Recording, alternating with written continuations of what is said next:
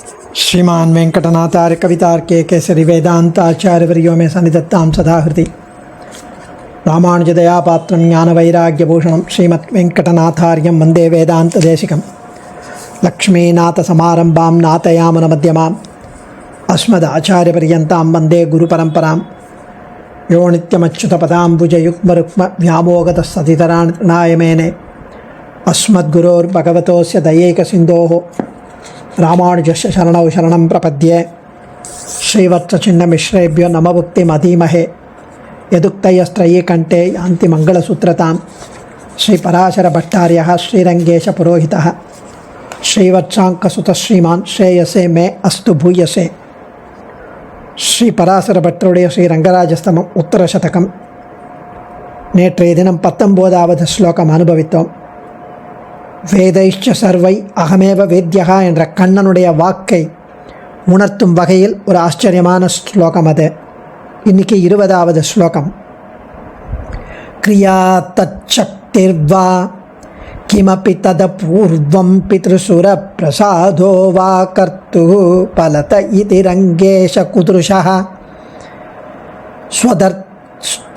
ஸ்வதர்ச்சேஷ்டா பூர்த்தே பலமபி பவத் प्रीतिजमिति त्रयी वृत्तास्तत्तद् विधिरपि भवत् प्रेरणमिति.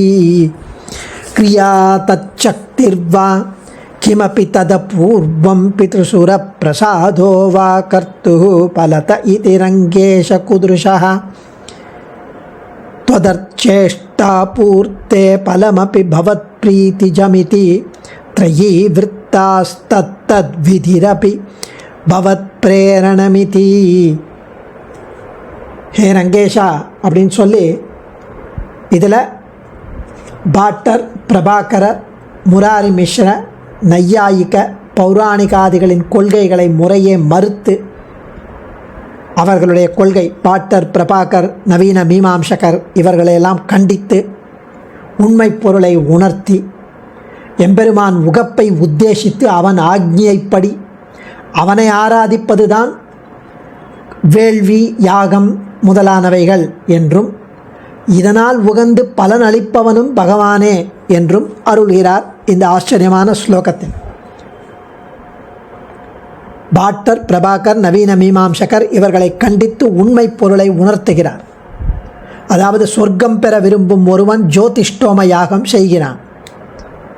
காலாந்தரத்தில் இன்னொரு தேகம் எடுத்து அதன் பலனை அனுபவிக்கிறான் என்றே வைத்துக்கொள்வோம். சொர்க்க அனுபவமாகிய அந்த பலனை கொடுத்தது எது, யார் அப்படின்னா அந்த யாகம்தான் தந்தது என்கிறார்கள் அவர்கள். யாகத்தில் சாம்பல் தான் மிச்சம் இருக்கும் என்று கேட்டால் அதிலிருந்து ஒரு சக்தி உண்டாகிறது, அதுதான் பலன் தருகிறது என்கிறார்கள் பாட்ட மதத்தினர். பிரபாகர மதத்தினரோ யஜ்ஞரூபமான காரியமானது அப்போதே நசித்து விடுகிறதால் அது பலம் தராது, பல சாதனமாக ஆகாது. தர்மி அழிந்துவிட்டால் தர்மம் தன்னடைவே அழிந்துவிடும் என்பது பழமொழி. தர்மம்ன்றது இந்த இடத்துல தன்மை. அந்த தன்மை அழிந்துட்டால் அந்த தன்மையை வைத்திருக்கும் பொருளும் அழிந்துவிடும் என்பது பழமொழி. அந்த கிரியை நசிக்கும் போது இப்படி பல பல அபூர்வங்களை உண்டாகி பலனை அடைவதற்கு முன் பிரமா பூர்வம் என்று ஒன்று உருவாகிறது, அதுதான் பலன் தரும் என்று சொல்கிறான் பிரபாகரன். நவீன மீமாம்சகர்களோ அந்தந்த கிரியைகளுக்கெல்லாம் பித்ருக்களுக்கும் தேவதைகளுக்கும் ஆராதனங்கள். அந்த கிரியைகளால் ஆராதிக்கப்படுவது பித்ருக்களும் தேவர்களும். அவர்களுடைய அனுகிரகம்தான் பலன் கொடுக்கிறதுன்னு நவீன மீமாம்சகர்கள் சொல்கிறார்கள். இப்படி ஒவ்வொரு மாதிரி இத்தகைய குதிருஷ்டிகளின் கொள்கைகள் ஒன்று கூட நடைமுறைக்கு ஒவ்வாது. பரமைகாந்திகள் கூறுவது என்னென்னா, ஜபம், ஹோமம், தானம், தேவதாராதனம் ஆகியவை இஷ்டம் எனப்படும். குளம் வெட்டுதல், கோயில் கட்டுதல் முதலியவை பூர்த்தம் எனப்படும். இவை எல்லாமே பகவானுடைய திருவாராதனம். ஜபம், ஹோமம், தானம், தேவதாராதனம், குளம் வெட்டுதல், கோயில் கட்டுதல் எல்லாம் பகவத் ஆராதனம். இவை அனைத்தும் பகவத் கைங்கரியம். இவற்றால் விளையும் பலனும் பகவானுடைய திருவுள்ளம் உகப்பதனால் மலர்ச்சியினால் உண்டாகும் பலன். ஆக பலனை தரக்கூடியது அந்தந்த காலங்களில் அழியக்கூடிய கிரியைகளும் இல்லை, அந்த கிரியைகளின் சக்தியும் இல்லை, பிதர்கள் தேவதைகள் ஆகியோர்களுடைய அனுகிரகமும் இல்லை.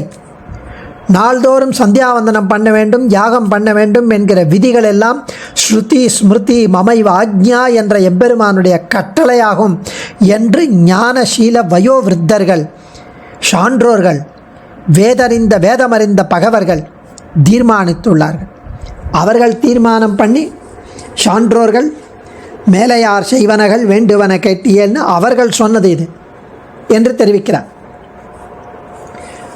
ஸ்ரீ ரங்கநாதா, யாகம் போன்ற கர்மங்கள், அந்த கர்மங்களின் சக்தி, அந்த கர்மங்கள் மூலம் உண்டாகும் அபூர்வம் என்னும் பலன், பிதர்களின் அனுகிரகம், தேவர்களின் அனுகிரகம் ஆகியவை மட்டுமே கர்மம் இயற்றுபவர்களுக்கு அந்த கர்மத்திற்கான பலனை அளிக்கின்றது. சர்வேஸ்வரன் இல்லை என்பது அவர்களுடைய கருத்து, குதிருஷ்டிகளின் கருத்து.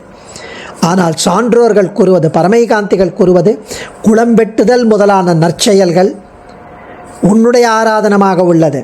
இந்த ஆராதனம் மூலம் உண்டாகும் பலன் என்பது உனது மகிழ்வால் உண்டாகிறது. இப்படிப்பட்ட கர்மாக்களை இயற்றும் விதிமுறைகள் உன்னுடைய கட்டளைகளாக இருக்கிறது, அதனால்தான் என்று தெரிவிக்கிறார். ஸ்ரீவத்சங்காச்சார் பதவுரையும் தெளிவுரையும் நாம் அனுபவிக்கலாம்.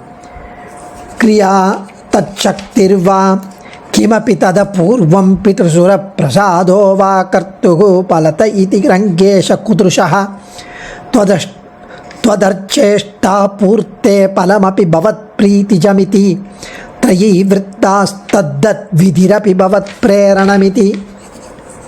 ரங்கேஷா, திருவரங்கத்து அரசே, கிரியா வேள்வி முதலான செயல்களோ, வா அல்லது தத் சக்தி வா அந்த வேள்வியை செய்ததால் செய்பவனுக்கு ஏற்படும் ஒரு வகை சக்தியோ, வா அல்லது கிமபி அதிருஷ்டம் என்றதோ, கண்ணுக்கு புலப்படாத வகையில் இதை அதிருஷ்டம் அதிருஷ்டம் கண்ணுக்கு புலப்படாத வகையில் என்றதோ, அபூர்வம் அபூர்வம்னா வேள்வியை செய்வதற்கு முன் அவனிடம் இல்லாத ஒரு வகை சக்தி பிறகு வருகிறபடியால் அதை அபூர்வம் என்கிறார்கள் மீமாம்சகர்கள்.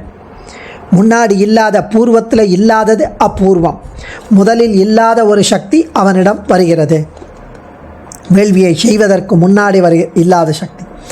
பித்ரு பிரசாதா, பித்ருக்களின் அனுகிரகத்தால் பலன் வருகிறது. சுப்பிரசாதவாக, சுப்பிரசாதவா தேவர்களை உத்தேசித்து செய்யும் ஒரு யாகங்களில் அந்தந்த தேவதைகளின் பிரசாதத்தால் பலன் வருகிறது. இது பௌராணிகர்களுடைய மதம். கர்த்துகு அந்த வேள்வி முதலானவைகளை செய்தவர்களுக்கு பலதகா பலனை அளிக்கிறது. இதி என்பன போன்ற கொள்கைகளை குதுர்ஷகா கோணலான பார்வையை கொண்டவர்கள் சொல்கிறார்கள். த்ரயீ விருத்தாக ரிக் யஜு சாமம் போன்ற வேதங்களை முறைப்படி கற்று உணர்ந்த வேதமறிந்த பகவர்கள், வேதம் வல்லோர்களான முதியோர், இஷ்டாபூர்த்தே ஜபம், ஹோமம், தானம் ஆகியவை இஷ்டம் எனப்படும். பூர்த்தம் என்பது குளம் வெட்டுதல், சாலை போடுதல், கோயில் பணி முதலானவை பூர்த்தங்கள். இந்த இஷ்டா பூர்த்தே, இந்த மாதிரியான இஷ்டா பூர்த்தங்கள், துவத் அர்ச்சா இதி தேவருடைய திருவாராதனம், அர்ச்சனை திருவாராதனம் என்றும், பலமபி இத்தகைய இஷ்டா பூர்த்தாதிகளை செய்வதால் ஏற்படும் பலன்களும், பவத் பிரீத்திஜம் எம்பெருமானான தேவரீருடைய உகப்பால் ஏற்பட்டது, இதி என்பதாயும், தத்தத் விதி அப்பி அந்தந்த நற்செயல்களை அனுஷ்டிக்கும்படி விதிப்பது, ஸ்ருதி ஸ்மிருதி மமைவாக்ஞா என்று விதிப்பது, பவத் பிரேரணம் தேவரீருடைய ஆக்ஞானுரூபமான கட்டளைகள் என்றும் ஆகுகு அந்த சான்றோர்கள் தெரிவிக்கிறார்கள் என்று ஆச்சரியமாக அனுபவிக்கிறார் சுவாமி. இது அத்தனையும் கொண்டு ஸ்ரீ பட்டர் இந்த ஸ்லோகத்தை அருளுகிறார். ஒவ்வொரு மதஸ்தர்களும் ஒவ்வொரு விதமாய் தங்களுக்கு தோன்றியதை விளக்கம் கொடுக்கின்றனர். அது எல்லாம் குதிருஷ்டிகள் சொல்லும் விளக்கம்.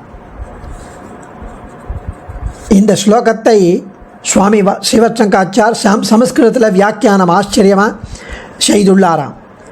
நியாய பரிசுத்தியை அந்த வியாக்கியானம் அச்சிடும்போது அதையே சுருக்கி தமிழில் கூறுவோம் என்கிறார். அதாவது எந்த செயல் செய்கிறானோ அதுவே பலிக்கிறது. ஈஸ்வரன் எதற்கு? இது பாட்டர்களின் கொள்கை. நிரீஸ்வரவாதிகளானபடியால் அவர்கள் இப்படி கூறுகிறார்கள். இதை கிரியா என்றனர். யாகம் முதலான வைதீக செயல்கள் ஆசுத்த ரவிநாசிகள் உடனே அழிந்து விடுகிறது. அந்த வைதிக செயல்கள். சொர்க்கமோ காலாந்தரத்தில் தேகாந்தரத்தில் வரப்போகிறது. நம்மளுடைய இந்த சரீரம் முடிவில் சொர்க்கம் வரைக்கும். ஆகவே இந்த வேள்வி அதற்கு காரணம் என்று எப்படி ஒப்புக்கொள்வது என்பது மித பிரஜனின் கேள்வி. சில மருந்துகள் உடனே பலிக்கும், சில மருந்துகள் 2-3 நாள் கழித்து பலிக்கும். இது அந்தந்த மருந்தோட பொட்டன்சியை பொறுத்தது. இதை சீர்தூக்கி பார்க்க முடியாதவனின் கேள்வி இந்த மாதிரி வரும். குதிருஷ்டிகள். உடனே அதற்கு மீமாம்சகர்கள் பொதுவில் ஒரு சமாதானம் கூறினர். இந்த வேள்வியை செய்து முடித்ததும் செய்தவனிடம் சொர்க்கத்துக்கு செல்வதற்கான ஒரு அனுகூலமான ஒரு சக்தி வந்துவிடும். அபூர்வம். இது சொர்க்கத்தில் அவனை சேர்ப்பது வரையில் அவனிடம் இருக்கிறது, அதுக்கப்புறம் அது போயிடும் என்று சொர்க்கம் உண்டு கண்டு வந்தேன் என்று யாராவது இவனிடம் சொன்னார்களா? ஆகவே யாகத்தால் ஏற்பட்ட சக்தியே பலனளிக்கிறது என்பர்கள் இந்த மீமாம்சகர்கள். இப்போ இவனிடம் யாகம் செய்த பிறகு ஒரு விதமான சக்தி ஏற்படுகிறது என்பதை நேரில் காண முடியாது. பித்ருதேவ மனுஷ்யானாம் வேத சக்ஷுகு சனாதனம் என்பது வேதமாகிய கண்களை கொண்டு காணலாம். நமக்கு புலப்படாவிட்டாலும் அது உண்டு என்ற கூறி அதிர்ஷ்டம் என்றனர் நையாயிகர். மீமாம்சகர்கள் அதை அபூர்வம் என்றும் இவர்கள் அதை அதிர்ஷ்டம் என்றும் கூறுவர். கண்ணால் காண முடியாதது. அபூர்வம் அப்படின்னா வேள்வியை செய்வதற்கு முன்னாடி அந்த ஜீவனிடம் அது இல்லை. ந ஆசீத் பூர்வம் இது அபூர்வம். இப்போ அது அபூர்வம். இப்போ அவனுக்கு இருக்கிறது. பித்ரு பிரசாதகா. பித்ருக்கள் கொடுக்கிறார்களாம்.